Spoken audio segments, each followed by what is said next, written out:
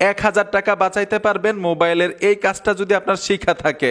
ভাই প্র্যাকটিক্যাল একটা কাজ শিখাবো আজকে। এই সমস্যাটা নিয়েই যদি সার্ভিসিংয়ের দোকানে যান তাহলে 500 থেকে 1000 টাকা বিল করবে। ঘরে বসেই কিন্তু সমস্যাটা সমাধান করতে পারবেন। সমস্যাটা কি, কিভাবে সমাধান করবেন সহজেই শিখাচ্ছি। এই যে দেখুন আমার মোবাইলে যেইখানে টাচ করি শুধু ইংলিশ বলে, কোনোভাবেই মোবাইলটা ব্যবহার করা যাচ্ছে না।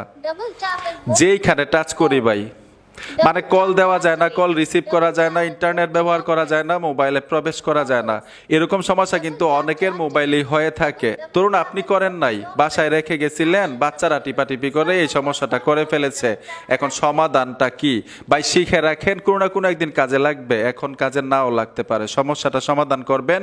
মোবাইলের মধ্যে দুইটা বাটন থাকে, একটা হচ্ছে প্লাস বাটন আর একটা হচ্ছে মাইনাস বাটন। যে কোনো কোম্পানির ফোন হোক, যদি এরকম হয়ে যায় তাহলে আপনারা দুইটা বাটনে একসাথে চাপ দিয়ে ধরে রাখবেন। চাপটা কিন্তু একসাথে হইতে হবে। এই যে দেখুন আমি একসাথে চাপ দিলাম, এই যে দেখুন সমাধান হয়ে গেছে। এখন কিন্তু এরকম হবে না। এই যে দেখুন মোবাইলটা আমি ইজি ভাবে ব্যবহার করতে পারতেছি। ঠিক এরকম ভাবে সমাধান করতে পারবেন যদি এই সমস্যাটা হয়। আশা করি সহজেই বুঝতে পেরেছেন।